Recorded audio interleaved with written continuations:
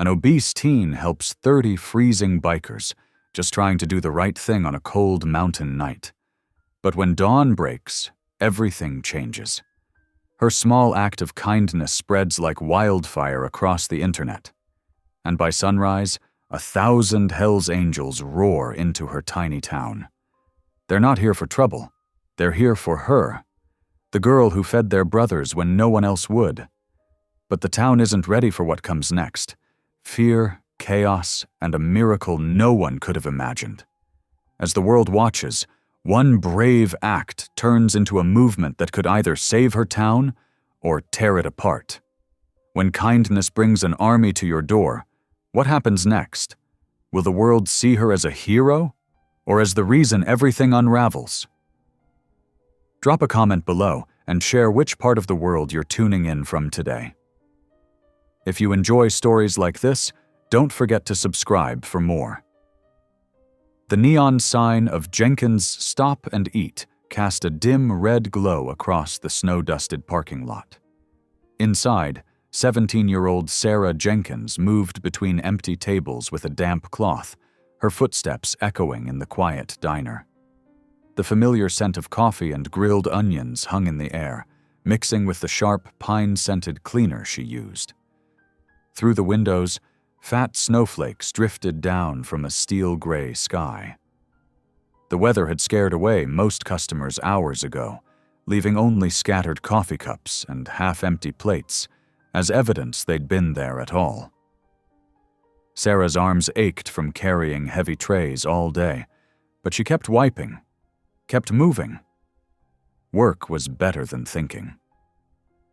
The bell above the door jingled as the last regular customers, a group of teenagers from Clear Ridge High, pushed their way out into the growing storm. Their laughter carried through the glass, sharp and cruel. Man, I thought the place was going to run out of food with the blizzard cow working today. Better get home before she eats the whole kitchen. Sarah's hand trembled on the cloth as their words reached her. She ducked her head, pretending to focus on a stubborn ketchup stain. Her cheeks burned hot with shame, but she refused to let the tears fall. She'd had lots of practice at that. Behind the counter, her mother Martha slammed a coffee pot down with more force than necessary. "Don't let them get to you, Sarah," she said, but her voice held more resignation than comfort. "Those kids aren't worth the breath it takes to speak about them." Sarah managed a weak smile. "I know, Mom." She didn't add that knowing didn't make it hurt any less. Martha sighed, running a hand through her graying hair. The fluorescent lights emphasized the tired lines around her eyes, the way her uniform hung loose on her frame. "We should close early tonight. Storm's only getting worse, and nobody's going to come out in this mess anyway." "But what about the dinner rush?" Sarah asked, though she already knew the answer. There hadn't been a real dinner rush at Jenkins' Stop and Eat in months. "What dinner? Rush?" Martha's laugh was bitter. "Haven't you noticed? This town's dying, Sarah. Has been ever since the lumber mill closed. People aren't eating out anymore, they're moving out. Sometimes I think we're the only fools still holding on." Sarah moved behind the counter, placing a gentle hand on her mother's shoulder. "Maybe things will get better." "Don't." Martha shrugged away from the touch. "Don't start with that sunshine and rainbows stuff. Not tonight. Dreams don't pay bills, and hoping doesn't keep the lights on." She grabbed her purse from under the register. "I'm going to get more supplies from the storage room. Start closing up. I don't want you driving home in whiteout conditions." As her mother's footsteps faded toward the back, Sarah walked to the front window. The snow was falling harder now, transforming the world outside into a swirling white canvas. Her reflection stared back at her, a heavy-set girl in a faded uniform, trying so hard to disappear into the background that sometimes she wondered if she was succeeding too well. She pressed her forehead against the cold glass, closing her eyes. "God?" she whispered, her breath fogging the window. "I know you're up there, but sometimes I wonder if you see me anymore, if you remember I'm here." She swallowed hard. I'm trying to be strong, trying to have faith, but it's getting harder. Please, just give me a sign. Something. Anything. The empty diner offered no answer except the soft hum of the heating system and the tick of the old clock on the wall. Sarah straightened up, wiping her eyes with the back of her hand. Her mother was right. Dreams didn't pay bills. She reached for the switch that controlled the open sign. Just then, a flash of light caught her attention. Through the thickening snow, a pair of headlights appeared in the distance, moving slowly along the mountain road toward the diner. Sarah's hand hesitated on the switch as she watched the lights grow closer, cutting through the white curtain of snow like a beacon. Her heart began to beat faster, though she couldn't have explained why. Something about those approaching lights felt different, important somehow. As if they were an answer to a prayer she hadn't quite known how to put into words. The lights drew nearer, and Sarah could now make out the outline of what looked like several motorcycles, their riders hunched against the storm. Part of her wanted to flip the switch anyway, to hide in the safety of a closed sign and locked doors. But something stronger held her back. That same quiet voice that had always pushed her to help others, even when helping meant risking hurt. She left the sign on and waited, watching as the headlights grew brighter, growing stronger against the darkening sky. Through the swirling snow, she could see the riders more clearly now.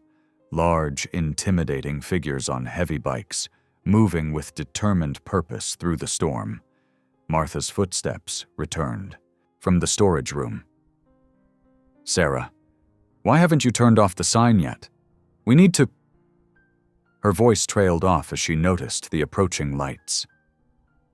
Someone's coming, Mom, Sarah said softly, still watching the window. They might need help. They might need help? Martha's voice rose. Sarah, look at that weather. Nobody should be out in this, and we certainly shouldn't be staying open for them. Turn off that sign right now. But Sarah remained rooted to her spot by the window, her hand still hovering near but not touching the switch. She couldn't explain it, but she knew with a certainty that defied logic, that this moment mattered. That turning off that sign would be more than just ending another slow day at a struggling diner. It would be turning away from something important. The motorcycles were close enough now that she could hear their engines, a low rumble that seemed to vibrate through the ground despite the muffling snow. Their headlights illuminated the falling flakes, creating an almost ethereal effect as they approached the diner's entrance. Sarah Jenkins, I mean it, Martha said, her voice sharp with fear and frustration. Turn that sign off right now! But before Sarah could move, the first rider pulled into the parking lot, followed by several others. Their bikes formed a line in front of the diner, engines idling in the growing darkness. Through the falling snow, Sarah could see that they were big men, wrapped in heavy leather jackets dusted with white. The moment stretched out like pulled taffy, Sarah standing by the window, her mother frozen behind the counter, and these mysterious riders emerging from the storm like characters from some strange dream. The snow continued to fall, creating a cocoon of white around the diner, as if the rest of the world had temporarily ceased to exist. Sarah's hand finally fell away from the light switch. Whatever was about to happen, she knew she needed to face it with the same quiet courage that had gotten her through everything else. She straightened her uniform, took a deep breath, and prepared to greet whatever destiny had just pulled into their parking lot. Through the frosted window, Sarah's eyes widened as she spotted something alarming in the distance. Beyond the circle of light cast by the diner's sign, a line of dark shapes dotted the highway shoulder. At first they looked like shadows, but as she squinted through the thickening snow, she realized they were motorcycles, at least 30 of them, already half buried in the mounting drifts. "Mom!" Sarah called out, her heart racing. "There are bikes stuck out there on the highway." Martha hurried to the window, pressing her face close to the glass. Her expression hardened when she saw the stranded vehicles. "Leave it be, Sarah. Someone will come help them. Highway patrol or something." But Sarah was already moving, gathering supplies from behind the counter. She knew better. On a night like this, in their remote mountain town, help could be hours away, if it came at all. She grabbed their emergency flashlight from under the register and headed to the storage room for blankets. "Sarah Jenkins, don't you dare go out there." Her mother's voice rose with panic. "You don't know what kind of men those are. They could be dangerous." Sarah paused at the kitchen door, her arms full of supplies. "They're people who need help, Mom. That's all I need to know." She ladled the remaining potato soup from the warmer into a large thermos, adding it to her pile. "This isn't some fairy tale where helping strangers makes everything better." Martha's voice cracked with fear. "The world doesn't work that way." But Sarah was already pushing through the back door, the bitter cold hitting her like a physical blow. The snow was falling so heavily now that she could barely see 3 feet ahead. She struggled through the deepening drifts toward their old pickup truck, tossing the supplies inside before climbing in herself. The engine protested when she turned the key, but finally roared to life. Sarah said a quick prayer of thanks as she eased the truck onto the highway, driving slowly with her hazards flashing. As she approached the stranded motorcycles, her headlights illuminated a scene of desperate activity. Men in leather jackets were struggling to push their bikes through the snow, their movements becoming increasingly sluggish in the bitter cold. Their clothes were soaked through, and ice was forming in their beards. Sarah could see their exhaustion in the way they stumbled, in how their shoulders slumped under the weight of their freezing gear. She pulled over, leaving her headlights on to light the area. As she stepped out into the storm, she heard fragments of worried conversation carried on the wind. "Can't feel my hands anymore. Phones are dead. Tim's not looking good." Near one of the bikes, an older man suddenly crumpled to his knees. The others called out in alarm, but Sarah was already moving. She reached him first, dropping to her knees beside him in the snow. "Sir, can you hear me?" She touched his shoulder gently. His skin was ice cold through his wet jacket. The man's eyes fluttered open, unfocused. "Just need a minute," he mumbled. "No, you need warmth. Now." Sarah's voice was firm but kind as she turned to the other men gathering around them. "Help me get him to my truck, please." They hesitated only a moment before 2 of them stepped forward, carefully lifting their friend. Sarah led them to her truck, opening the passenger door. "The heat's on full blast. I've got blankets in the back." As they settled the man in the cab, Sarah turned to address the group. Her voice carried surprisingly well over the howling wind. "There's a diner just up the road, my family's place. You can all warm up there, get some hot food in you." "We couldn't impose," one of the men started to say, but Sarah cut him off. "This isn't an imposition, it's survival. Please, follow my truck's lights. It's not far." Something in her tone, gentle but brooking no argument, seemed to reach them. The men exchanged glances, then began helping each other onto the bikes that could still run. Sarah noticed they paired up, the working bikes taking on passengers from the dead ones. The drive back to the diner was tense. Sarah kept checking her rearview mirror, counting the headlights behind her, making sure no one had fallen behind. Beside her, the older man was beginning to shiver. A good sign, she knew. It meant his body was fighting back against the cold. When they pulled into the diner's parking lot, Sarah could see her mother's worried face in the window. The moment Sarah's truck stopped, Martha burst through the front door. "Sarah Jenkins, have you lost your mind? Bringing strange men here in the middle of the night?" Sarah stepped out of the truck, standing straight despite the cutting wind. "Mom, they're half frozen. They need help. We help people. Isn't that what you always taught me?" That was before. Martha's voice faltered as the bikers began parking their motorcycles. In the light from the diner, Sarah could now see patches on their jackets. The Iron Saints, written in bold letters above crosses, worked in iron-gray thread. "Please, Mom," Sarah said softly. "It's the right thing to do." Martha looked at her daughter for a long moment, then squared her shoulders. "Fine, but I'm keeping the shotgun under the counter." The men filed into the diner, stomping snow from their boots and removing wet jackets. Sarah immediately began distributing blankets and directing them to the tables. "I'll get some coffee started," she called out, heading for the kitchen. "And we've got soup warming up." As she worked, she could hear the men talking quietly among themselves, their voices growing stronger as they began to warm up. When she brought out the first round of coffee, she found them looking around the diner with interest. "Nice place you got here," one of them said, accepting a steaming mug with grateful hands. "Thanks," Sarah smiled.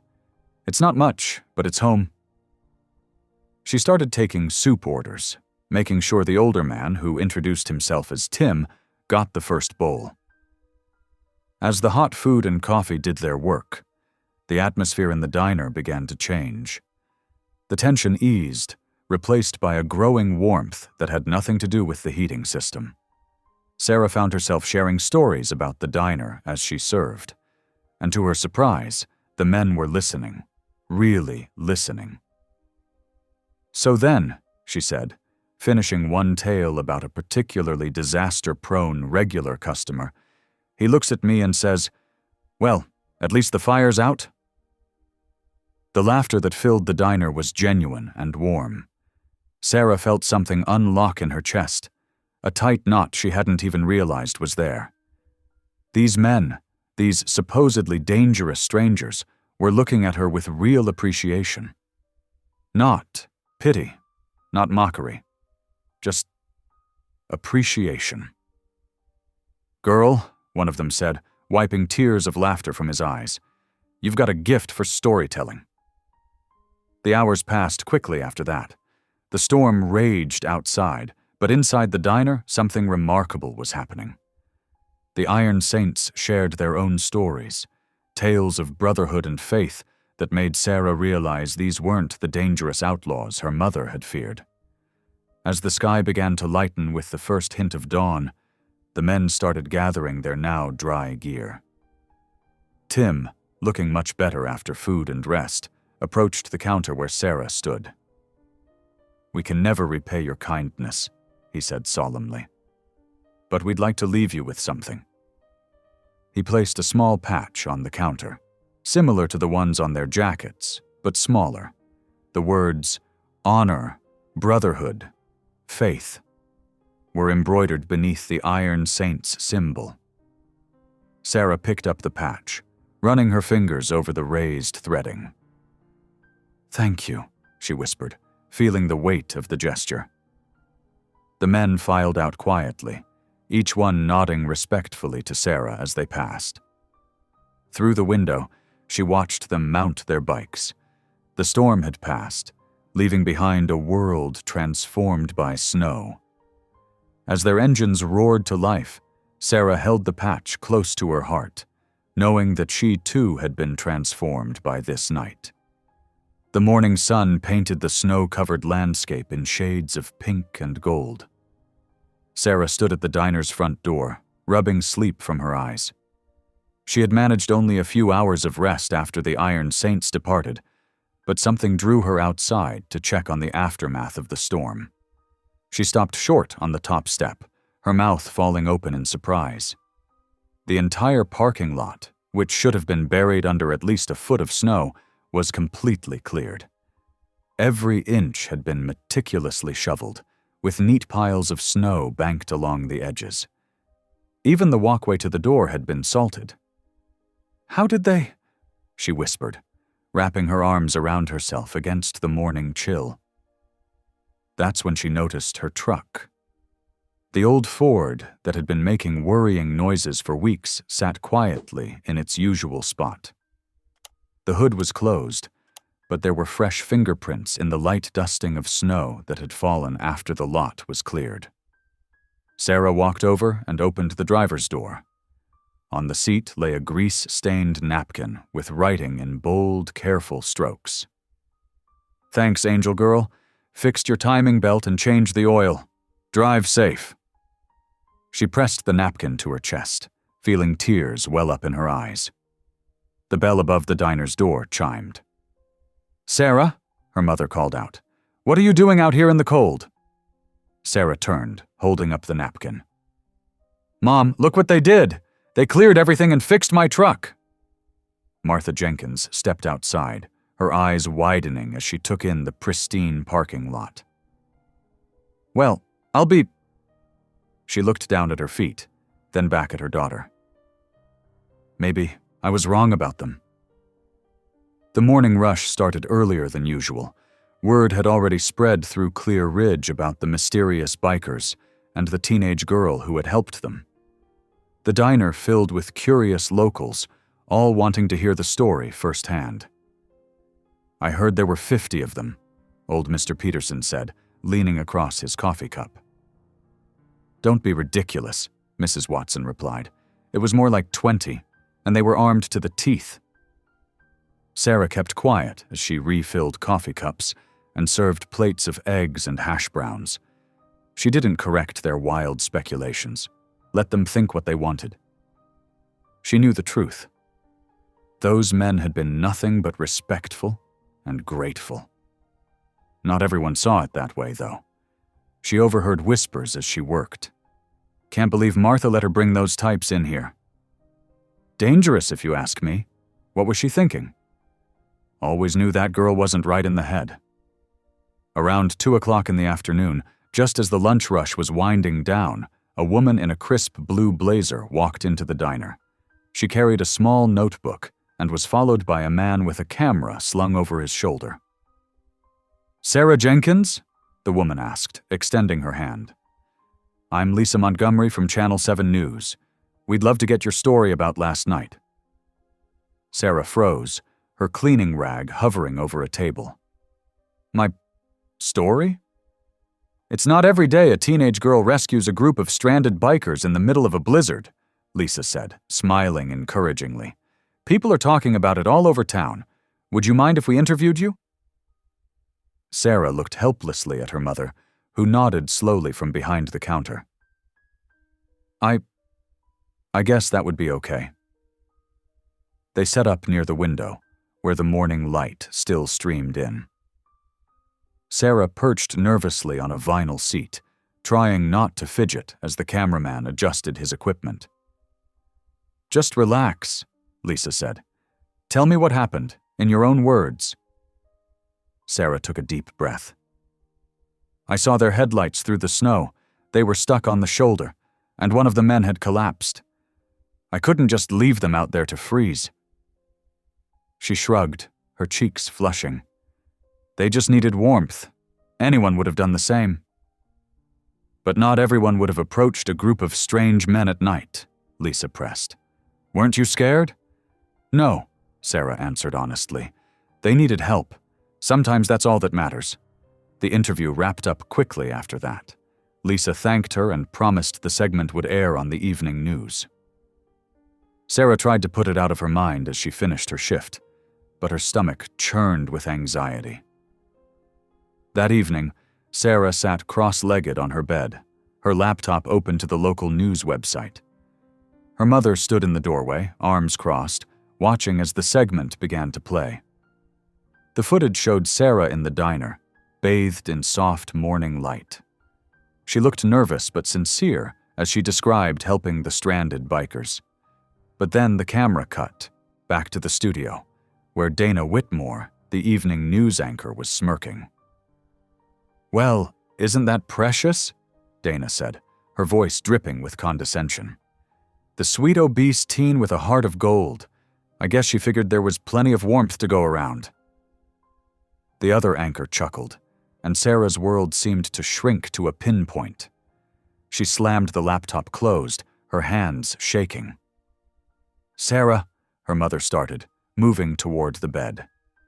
"Don't," Sarah whispered. "Please, just don't."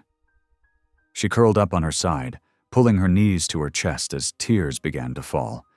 The patch from the Iron Saints lay on her nightstand, the words, honor, brotherhood, faith, seeming to mock her now. She reached out and turned it face down, unable to bear looking at it. What she couldn't know was that all across the country, people were watching that same segment. People were seeing Dana Whitmore's cruel jokes, seeing Sarah's gentle kindness, and they were reacting. Social media was already buzzing, comment sections were filling up, and phones were ringing in network offices. But in her dark room, Sarah could only feel the familiar weight of shame pressing down on her, heavier than ever before. She had tried to do something good, something right, and once again, the world had turned it into a joke at her expense. Sarah jerked awake to a deep rumbling that made her bedroom windows rattle. The sound vibrated through her chest, like distant thunder rolling down from the mountains. She rubbed her eyes, still puffy from crying herself to sleep, and stumbled to the window. The sight before her made her breath catch. In the pale light of dawn, a gleaming river of chrome and steel wound down the mountain road. Hundreds of motorcycles moved in perfect formation, their engines creating that thunderous symphony that had awakened her. The morning sun caught their polished metal, sending flashes of light across the snow-covered valley. Sarah pressed her hand against the cold glass, counting group after group as they descended. 50, 100, 200. The line seemed endless. By the time she threw on her clothes and rushed downstairs, the sound had grown to a constant roar that filled the entire town. Her mother stood at the diner's front window, face pale. "Sarah, what did you do?" But Sarah couldn't answer. She watched in amazement as bike after bike rolled into Clear Ridge's town square. They came in waves, first dozens, then hundreds. The riders moved with military precision, each knowing exactly where to park. Within hours, nearly 1,000 motorcycles had transformed the sleepy mountain town into something out of a movie. At their head was a tall figure on a black Harley-Davidson. A white cross was painted on his fuel tank, matching the tattoo that spread across his weathered neck. He guided his bike to the front of the diner and cut the engine. In his wake, hundreds of others fell silent until the morning air rang with an almost eerie quiet. Sarah's hands trembled as she pushed open the diner's door. The cold air bit at her face as she stepped outside, her boots crunching in the fresh snow. The leader removed his helmet, revealing gray, streaked hair and eyes that held both steel and kindness. "I'm Reverend Jack," he said, his voice carrying across the square. "We're the Hells Angels. We came to stand with the girl who stood for our brothers." Sarah's heart thundered in her chest. I don't understand."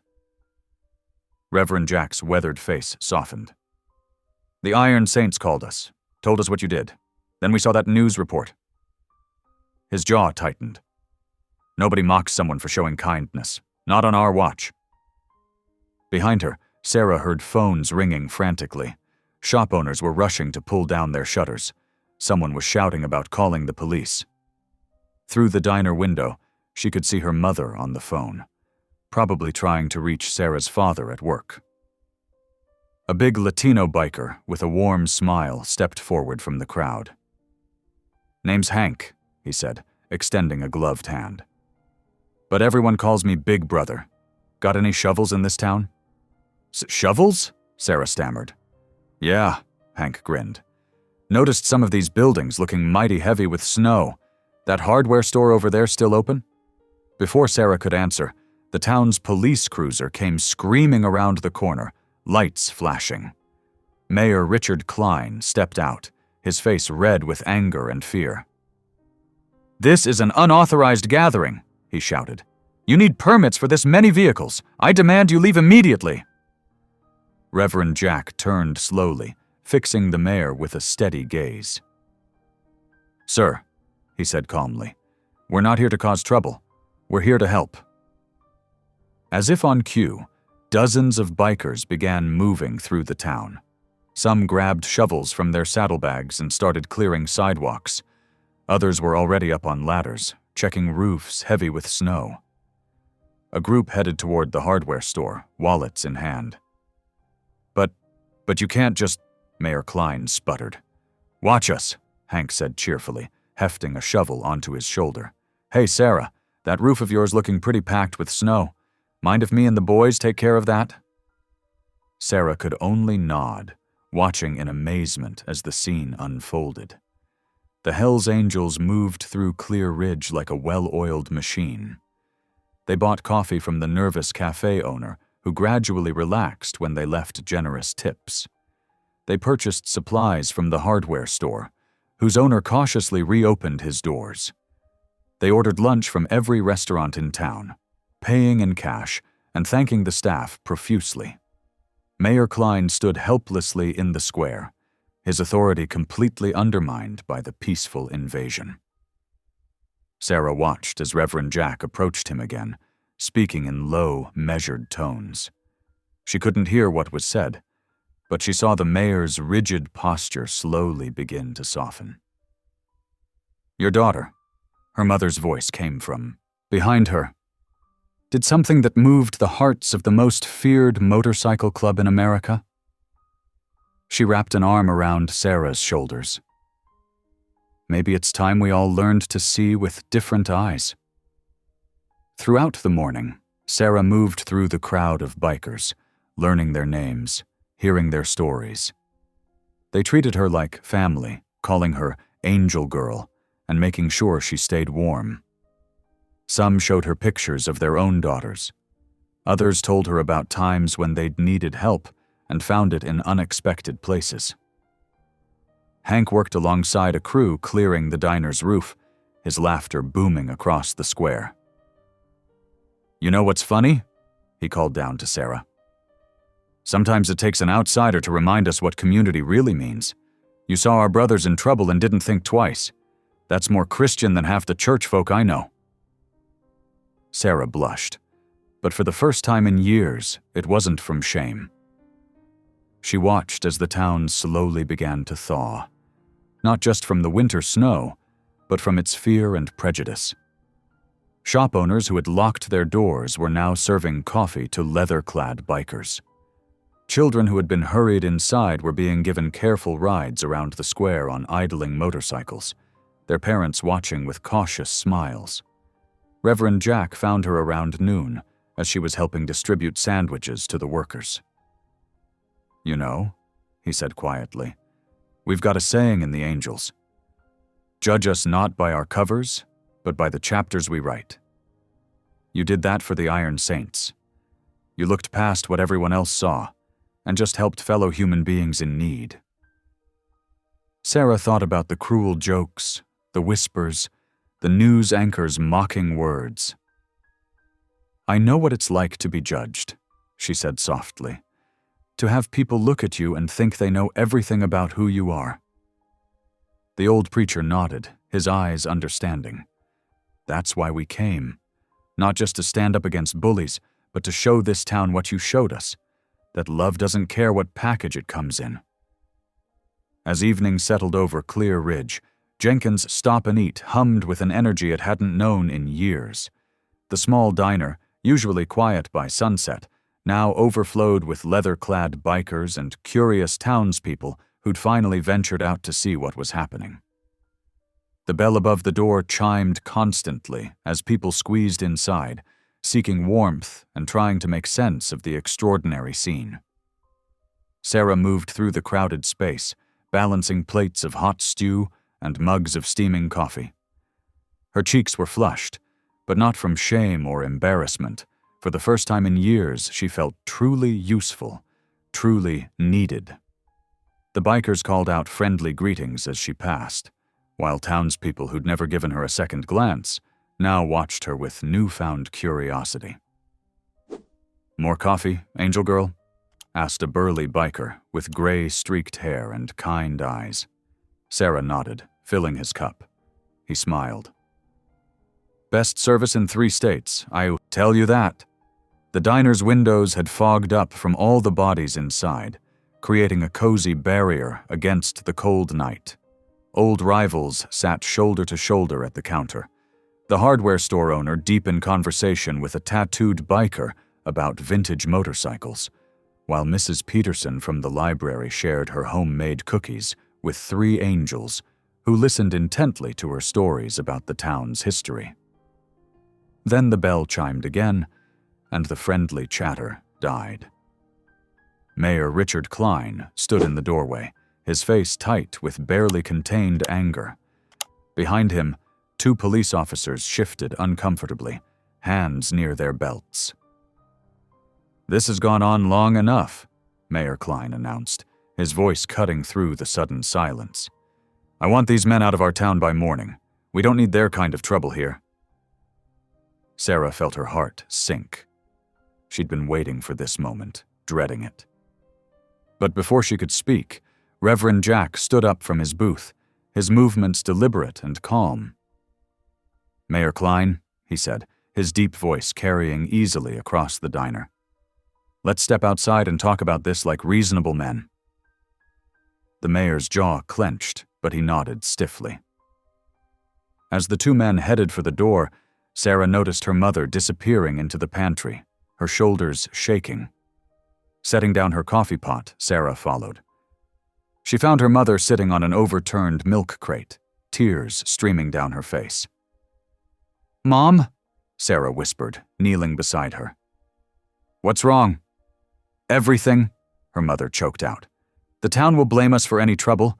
We'll lose what little business we have left. I can't handle another failure, Sarah." Sarah wrapped her arms around her mother, feeling the tremors that ran through her thin frame. "Mom, listen to me. These men, they're not here to cause trouble. They came because of kindness, because someone showed them mercy on a cold night." "But they're hell's angels," her mother protested weakly. "Who pray over their food," Sarah said softly. Just an hour ago, she'd overheard a massive biker with tattoos covering his arms bow his head over his stew, whispering thanks for the meal and asking blessings for the angel who saw past our patches. Through the pantry door, they could hear Reverend Jack's voice carrying from outside. Sarah helped her mother up, and they moved to the window. The mayor stood in the parking lot, illuminated by the diner's lights, facing the former preacher. "These people are scared," Mayor Klein was saying. "You have to understand." "I understand fear," Reverend Jack interrupted gently. "I understand judgment too. But what I don't understand is why a town would rather mock a young girl's kindness than celebrate it." "That news report wasn't our fault," the mayor protested. "No, but the whispers were. The jokes were. The way this town treated Sarah before we ever arrived. That was your doing. We're staying until the world sees what we saw. A pure heart that didn't care about appearances or reputations, only about helping people in need." As if on cue, bikers began emerging from their parked motorcycles, carrying something in their hands. Sarah squinted through the frosted glass, then gasped. Candles. Dozens of them, hundreds maybe, being carefully placed in the snow around the diner. One by one, the flames flickered to life.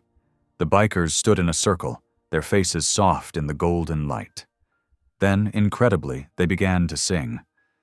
It started low, just a few voices, but grew stronger as others joined in. Amazing grace, how sweet the sound. The haunting melody filled the parking lot, spreading out into the street where people had gathered to watch. Sarah's mother pressed her hand against the window, tears falling freely now. "No one who came to thank us can be evil," Sarah whispered, echoing her earlier words. "Look at them, Mom." Really, look! Through the window, they could see Mayor Klein's face changing as he watched the scene unfold. The rigid anger melted away, replaced by something like wonder. Reverend Jack stood beside him, singing quietly, his weathered face peaceful. Phones appeared in the crowd, recording the surreal moment. Sarah knew this would spread, just like the mocking news report had. But this time, the world would see something different, something beautiful and unexpected. They would see that love could wear leather, that grace could come from the most unlikely places, and that a simple act of kindness could bridge the deepest divides. The candles continued to flicker in the snow, casting warm light on faces that no longer looked strange or frightening to each other. Inside the diner, townspeople and bikers alike joined the song, their voices rising in harmony. Sarah felt something shift in her heart, a certainty that this night would change more than just her little town. It would remind people everywhere that judgments could be wrong, that fear could be overcome, and that sometimes the greatest blessings came disguised in ways no one expected. Her mother squeezed her hand. "You were right," she whispered. "You were right all along." Together they watched as the candlelight dance continued, the song floating up into the clear night sky, carrying with it the promise of understanding and the power of unconditional kindness. The morning after the candlelight vigil, Clear Ridge woke to the sound of hammers and cheerful shouts. Sarah stepped onto the diner's front porch, coffee mug warming her hands, and watched in amazement as dozens of leather-clad figures moved purposefully through the town. 3 angels were replacing old boards on the Methodist church roof, their motorcycles parked respectfully away from the building. Down the street, another group cleared fallen branches from Mrs. Henderson's yard, the same Mrs. Henderson who'd often whispered cruel comments about Sarah's weight when she thought no one could hear. "Good morning, Angel Girl," Reverend Jack called, out, crossing the street toward her. His tattooed arms were dusty with sawdust, and his usual stern expression had softened into a gentle smile. "Sleep well?" "Better than I have in years," Sarah admitted. "But you all didn't have to do all this." "We're not doing it because we have to," he said, accepting the coffee she offered. "We're doing it because this is what brotherhood means. When someone shows kindness to one of us, we return it tenfold." Throughout the day, Sarah watched in wonder as the angels systematically transformed her hometown. They fixed the broken fence around the elementary school playground. 2 burly bikers with graying beards helped old Mr. Peterson deliver groceries to homebound seniors. Every act of service was done quietly, efficiently, and without expecting praise. Around noon, Sarah was restocking napkin holders when she heard the bell above the diner door chime. She looked up to find Lisa Winters, one of her former tormentors, standing awkwardly by the entrance. "Hi, Sarah," Lisa said softly. I wanted to thank you." Sarah's hand stilled on the napkins. "Thank me? For what?" "For bringing light back to our town." Lisa's eyes filled with tears. "And I'm so sorry for everything I ever said about you. You're worth 10 of me." Before Sarah could respond, more townspeople began trickling in. Mrs. Henderson brought a homemade apple pie. The hardware store owner arrived with tears in his eyes, saying the angels had refused payment for fixing his delivery truck. Even Mayor Klein stopped by, looking humbled. "I was wrong," he admitted to Sarah. "We all were. Sometimes it takes outsiders to show us what we've forgotten about being neighbors." The afternoon sun was casting long shadows when a familiar van pulled up outside, the same news crew that had mocked her days ago. But this time their approach was different. The reporter, Jessica Chen, looked genuinely remorseful as she requested a follow-up interview. "We'd like to tell the real story," Jessica explained, about how one act of kindness sparked a movement. Sarah smoothed her neat blouse, took a deep breath, and agreed. Her mother squeezed her hand as the cameras started rolling. "Sarah, what would you say to people who viewed your initial help to the stranded bikers as naive or dangerous?" Jessica asked. Sarah lifted her chin, feeling a strength she'd never known before. "Kindness isn't weakness," she said clearly. "It's what keeps us human. When we stop seeing past appearances, when we let fear rule our hearts instead of love, we lose something precious. These men, the ones some people were so quick to judge, they've shown us what community really means." The interview continued, with Sarah speaking from her heart about acceptance, faith, and the power of looking beyond surfaces. As she talked, her voice grew stronger, more confident. She was no longer the shy girl who apologized for existing. She had found her voice. That evening, as the segment aired across the country, something extraordinary happened. The diner's phone began ringing non-stop. People from all over were calling to donate, to share their own stories of unexpected kindness, to thank Sarah for reminding them what mattered. Reverend Jack gathered everyone in the parking lot just as the sun was setting. "Sarah," he called out, his voice carrying across the crowd, "we have something for you."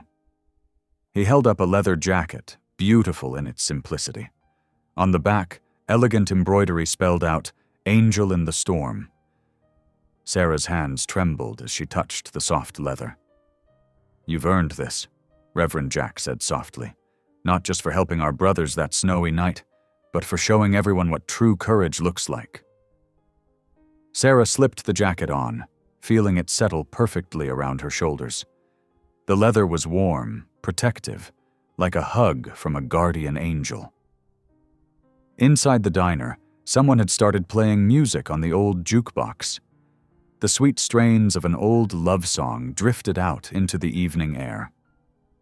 Sarah's mother appeared beside her, looking younger somehow. The worried lines around her eyes softened. "Dance with me?" her mother asked, holding out her hand. Sarah couldn't remember the last time they'd danced together. Years ago, before the bills piled up, before the worry and exhaustion had stolen their joy. But now, surrounded by bikers and townspeople, all barriers broken down, they swayed together to the music.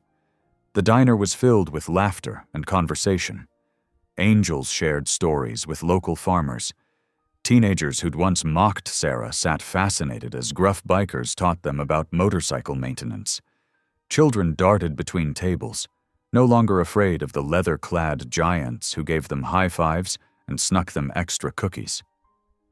Sarah rested her head on her mother's shoulder as they danced, the new leather jacket creaking softly with each movement. The diner's lights spilled out onto the parking lot where more people were dancing, their shadows long and peaceful in the fading light. For the first time in years, Sarah felt completely, utterly at home in her own skin. The music played on, and Clear Ridge continued its transformation, not just in the fixed fences and repaired roofs, but in the opened hearts and changed minds. Sarah's simple act of kindness had rippled outward, touching lives far beyond their small mountain town, proving that sometimes the greatest changes start with the smallest choices to see past fear and choose love instead. The morning sun painted Clear Ridge in gentle hues of pink and gold, but darkness lurked beneath the surface of the town's newfound peace. Sarah noticed it first in the way some locals began whispering behind their hands, their eyes narrowing when angels passed by. Outside the white-steepled church, where a dozen bikers helped repair the aged roof, a group of local men gathered. Sarah recognized them. Former high school football players, now working dead-end jobs, their glory days far behind them. They lounged against pickup trucks, watching the angels work with growing resentment. "Hey!" one of them called out, his voice thick with anger. This is our town, not your playground." The angels continued working, seemingly deaf to the taunts. But the local men grew bolder, emboldened by their own fear and prejudice. "We don't need your kind here," another voice joined in. "Taking our jobs, acting like heroes." Sarah, who had been bringing water to the workers, felt her heart pound.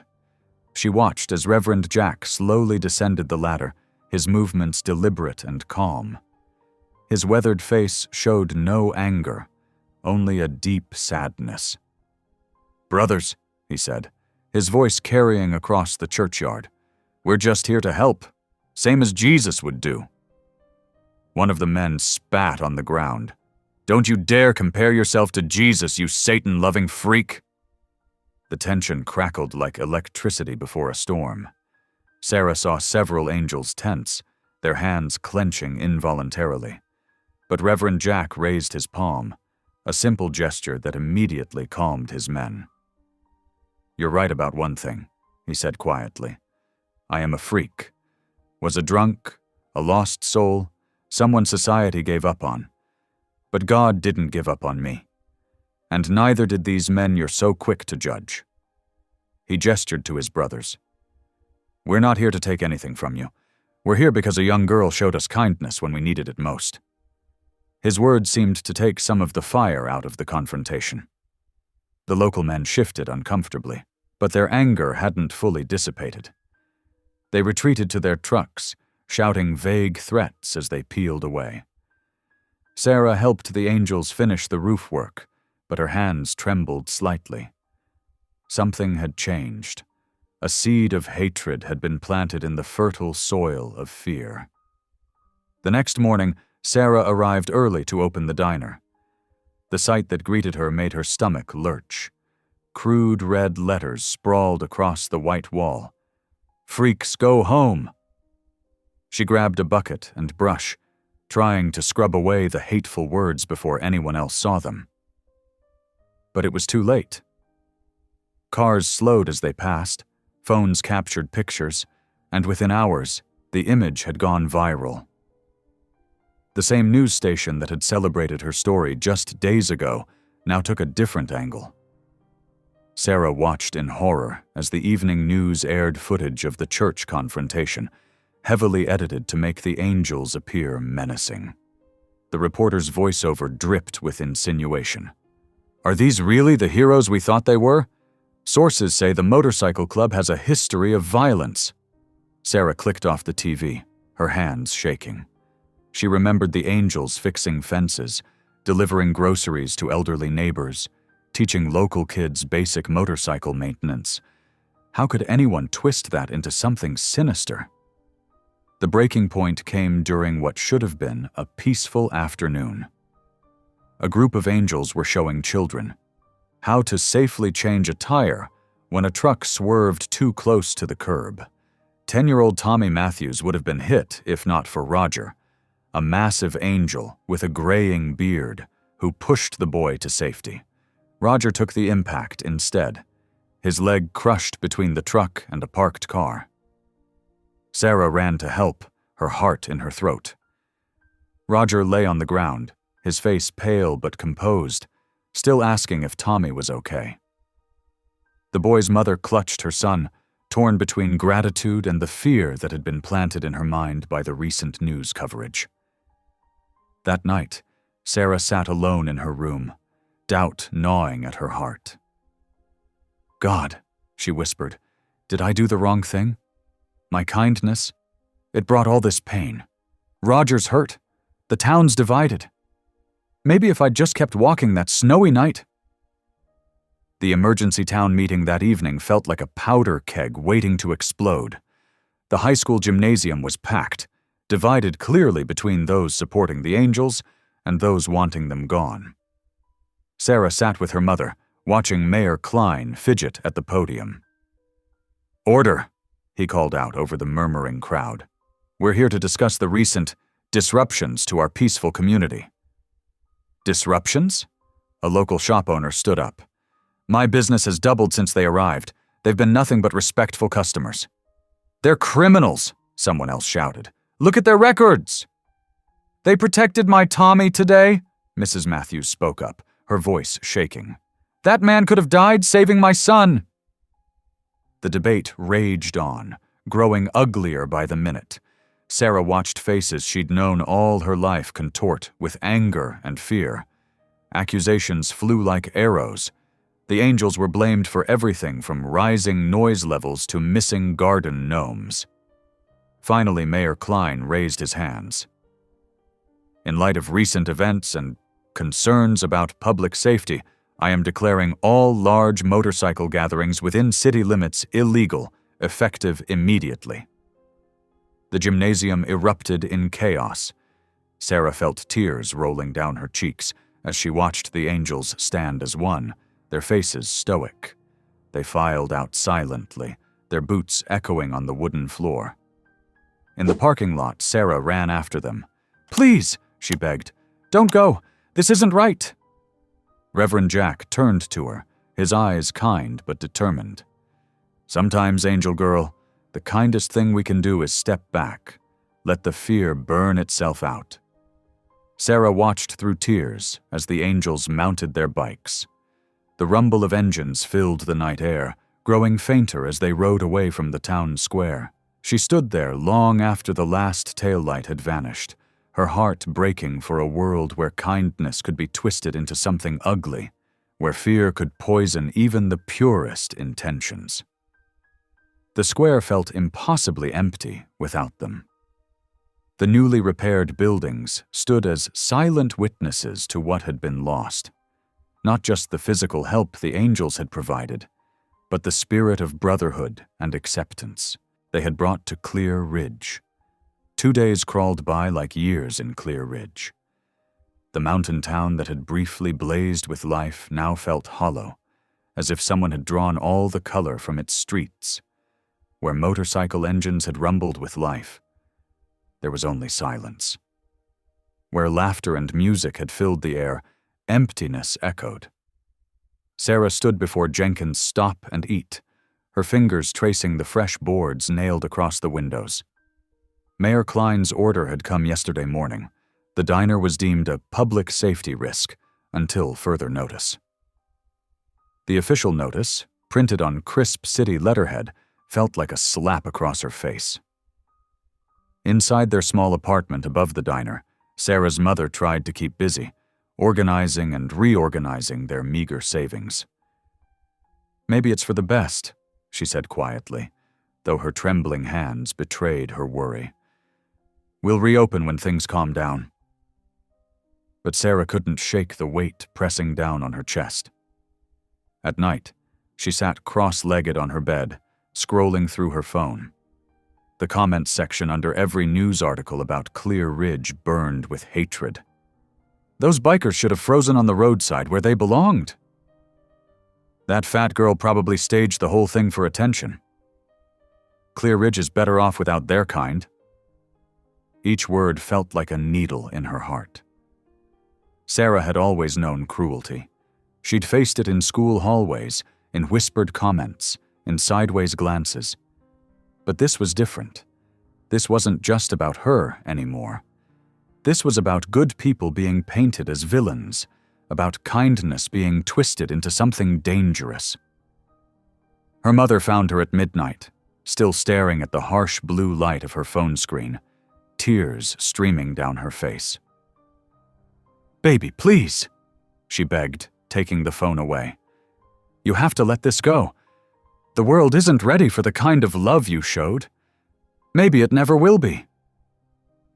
But Sarah couldn't sleep. The faces of the angels haunted her.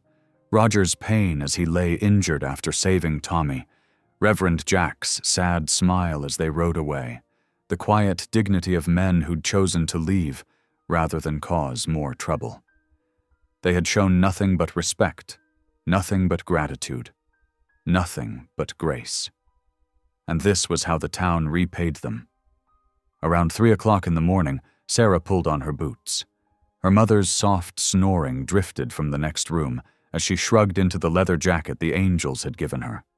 Angel in the storm, still gleaming on the back. The stairs creaked as she descended. But she didn't try to be quiet. Something was pulling her outside, into the darkness. The snow had started again, gentle flakes swirling in the streetlights. Sarah's boots crunched through the fresh powder as she walked through the sleeping town.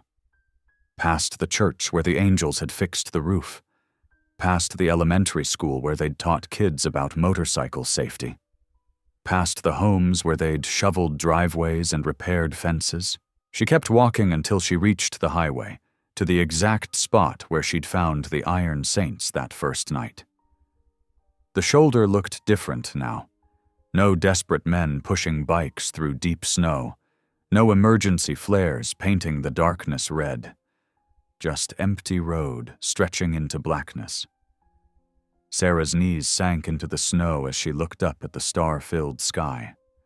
Her breath formed clouds in the frigid air as she began to pray aloud, her voice barely above a whisper. "Lord," she started, tears freezing on her cheeks. "If being kind was wrong, teach me how to be right, because I don't understand anymore. You taught us to love our neighbors, to help strangers, to show mercy. That's all I did. That's all they did. How can that be wrong?" The wind whispered through the pines, carrying her words away. Sarah hugged herself tightly, the leather jacket creaking. Maybe Mom's right. Maybe the world isn't ready for that kind of love. But then why do you keep putting it in my heart? Why do I keep feeling like I need to help even when it hurts? She fell silent, listening to her own heartbeat in the stillness of the pre-dawn world. The stars wheeled overhead, cold and distant. For a moment, she felt completely alone, just a 17-year-old girl kneeling in the snow, trying to make sense of a world that seemed to punish kindness. Then she heard it. At first, it was more vibration than sound, a deep, distant rumble that seemed to come from the earth itself. Sarah held her breath, wondering if she was imagining things. But no. The sound grew stronger, multiplying, echoing off the mountainsides. Engines. Sarah stood slowly, her legs stiff from kneeling in the snow. The sound was getting closer, rolling down from the mountain pass like thunder. Her heart began to race as the first pinpoints of light appeared on the horizon, growing brighter with each passing second. The rumble became a roar, filling the valley with the unmistakable sound of dozens, no, hundreds, of motorcycles approaching through the darkness. Sarah stood rooted to the spot, the wind whipping her hair as the lights drew closer and closer. She knew that sound. She knew those engines. And she knew, with a certainty that filled her chest with warmth, that her prayer had been heard, not with an answer, but with a return. The motorcycles were coming back to Clear Ridge. Sarah stood transfixed as the eastern sky slowly brightened, painting the snow-covered mountains in shades of pink and gold.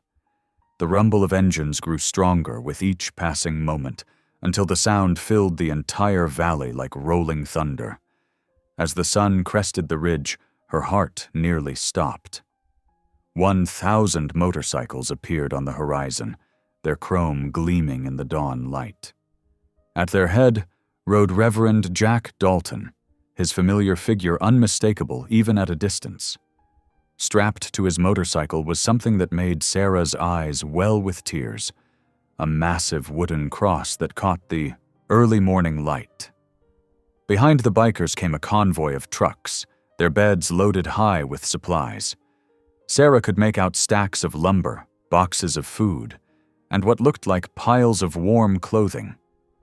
The entire procession stretched for what seemed like miles, winding down the mountain road like a river of chrome and steel. Reverend Jack pulled up beside her, cutting his engine. The silence felt heavy as he dismounted, his boots crunching in the fresh snow. His weathered face was gentle as he looked down at Sarah, still in her leather jacket despite the pre-dawn chill. "We are here to rebuild what fear tore down," he said softly, his voice barely carrying over the rumble of approaching bikes. "Fear destroyed something beautiful in this town, But love? Love builds things back stronger. Sarah couldn't speak, overwhelmed by the sight of so many people returning despite everything that had happened. One by one, the bikers began parking their motorcycles, forming neat rows in the empty lots and along the streets. The trucks pulled in behind them, their drivers already starting to unload supplies. The sun climbed higher, and Clear Ridge began to stir. Curtains twitched in windows as townspeople peered out, drawn by the familiar thunder of motorcycles. Some emerged onto their porches, watching in amazement as groups of leather-clad bikers began organizing work parties. Within an hour, the transformation was incredible. Teams of angels were everywhere, repairing the playground equipment at the elementary school, scraping and painting peeling house trim, delivering hot coffee and warm breakfast sandwiches to elderly residents. Their movements were purposeful, but peaceful, each action a quiet rebellion against the fear that had driven them away. Sarah's mother came running down the street, her robe fluttering in the cold morning air. She stopped short at the sight of all the activity, one hand pressed to her mouth. When she saw Sarah standing with Reverend Jack, she burst into tears. "Oh, baby," she cried, running forward to wrap Sarah in a fierce hug. "I was so worried when I found your bed empty. But this is—" She couldn't finish, overcome with emotion as she held her daughter tightly. Mayor Richard Klein appeared on the steps of Town Hall, his face a mask of confusion and awe. He stood frozen, watching as 3 burly bikers carefully hung new swings in the park across the street. Another group was already at work on the diner, removing the boards from the windows and scrubbing away the hateful graffiti. Reverend Jack approached the mayor slowly, his hands open at his sides. "Mr. Mayor," he said, loud enough for everyone nearby to hear, "we didn't come to cause trouble. We came because one girl's kindness showed us what this town could be, what any town could be if we choose love over fear." As the morning wore on, more townspeople emerged to help. Children ran between the bikers, asking questions about their motorcycles. Old men who had once hurried past now offered coffee and donuts to workers. Women brought out sandwiches and thermoses of hot soup. Outside the diner, a group of angels was erecting a large wooden sign. Sarah watched as they secured it firmly in place, its freshly painted letters clear against the white background. Kindness built this house. Her mother squeezed her hand, tears still streaming down her face. "They came back," she whispered. "After everything that happened, they came back to help." Sarah nodded, her own eyes wet as she watched the scene before her. The morning sun caught the chrome of the motorcycles, the tools moving efficiently in strong hands, the smiles breaking out on faces that had lately shown only fear or anger. In every direction she looked, she saw proof that kindness wasn't weakness. It was the strongest force there was. As the afternoon sun cast long shadows across Clear Ridge, Reverend Jack's voice carried over the gathered crowd. "Everyone, please join us at the diner," he called out, his tattooed hands gesturing warmly. Hundreds of people, bikers, townspeople, and curious onlookers, gathered in front of the freshly painted building. The old Jenkins Stop and Eat sign had been carefully removed, making way for something new. "Sarah," Reverend Jack said, his voice gentle but strong, "your kindness sparked something bigger than any of us. Across the country, people have been sending donations. Not just money, but letters, prayers, and promises to help." He paused, emotion thick in his voice. "Today, we're turning this diner into Sarah's place, a community kitchen where nobody goes hungry, where kindness is served daily." 2 angels unveiled a hand-carved oak sign, the letters deep and beautiful. Sarah's fingers flew to her mouth as she read her own name, carved with such care and dignity. She tried to speak, to thank them, but tears came instead. Her mother wrapped an arm around her shoulders as cameras flashed and reporters captured the moment. The same townspeople who had whispered cruel jokes now lined up eagerly to volunteer, signing their names on sheets held by grinning bikers. "You've done what I couldn't," her mother whispered, wiping her own tears. "You made them believe again." As evening settled in, bikers began sharing their stories around tables filled with coffee cups and pie plates. A gruff-looking man with military tattoos spoke of finding brotherhood after returning from war. Another, his hands shaking slightly, talked about how the angels helped him stay clean for 3 years. Each story revealed broken men who found healing through helping others. And now, through Sarah's example of unconditional kindness. Sarah moved between the tables, refilling cups, but mostly listening. These men, whom others had feared, were sharing their deepest hurts and highest hopes. Their leather vests and rough exteriors couldn't hide the genuine tears in their eyes as they spoke of redemption found in unexpected places, like a snowy night at a small-town diner. The night deepened into a canvas of glittering stars as hundreds of people gathered in the town square. Reverend Jack stood before them, his weathered face illuminated by candlelight, the flame dancing in his eyes. "Tonight," his voice rolled like distant thunder, "we celebrate an angel among us, not one with wings, but with a heart bigger than this whole mountain." He gestured toward Sarah, who clutched her candle with trembling hands. She saw past our leather, our scars, our mistakes. She saw what God sees, souls worth saving. The crowd held their candles high as the first notes of Amazing Grace floated through the crisp air. Sarah's voice, though shaky with emotion, joined the chorus, growing stronger with each verse. Tears streamed down her cheeks as she sang, her mother's arm tight around her shoulders. Mayor Klein stepped forward, his usual political polish replaced by genuine humility. "Sarah, I was wrong," he said, his voice cracking. "We were all wrong. Please forgive us." The biker who'd been hurt protecting the child earlier made his way through the crowd, walking steadily now. In his hand, he held a single white rose. "This is for you, angel girl," he said softly, presenting it to Sarah. "You showed us what family really means. Not just blood, but love." The moment hung suspended in time, sacred and pure. Camera crews captured the scene as it unfolded, broadcasting live across the nation. The candlelight service, initially meant for Clear Ridge, became a beacon of hope for millions watching at home, inspiring a wave of kindness that would ripple across America. Clear Ridge transformed in the weeks that followed. The diner, now a bustling hub of activity, rang with the sounds of laughter and clinking plates.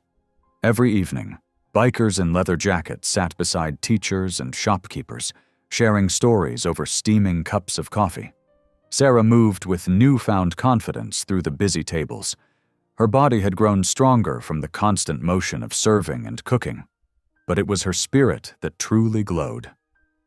In the makeshift teaching kitchen she'd set up in the back, she showed local children how to make simple meals and serve others with dignity. When the final news crew arrived, their cameras found a different Sarah than the shy girl they'd first filmed. "What changed you the most through all this?" the reporter asked. Sarah wiped her hands on her apron and smiled. "Nothing changed," she said thoughtfully. "People just started seeing what was always there." That evening, as fresh snow began dusting the parking lot, a man appeared at the door, shivering in thin clothes. Without a moment's hesitation, Sarah filled a bowl with hot soup and gestured to an empty seat. "Come in," she said softly. "It's warm here." From the highway came the distant rumble of motorcycles, like guardian angels keeping watch over their mountain town, a reminder that kindness would always have protectors in Clear Ridge. "Thank you for listening." Stories connect us in the most unexpected ways. If you felt that spark today, make sure you're subscribed. I share a new one daily, and the next might change your day.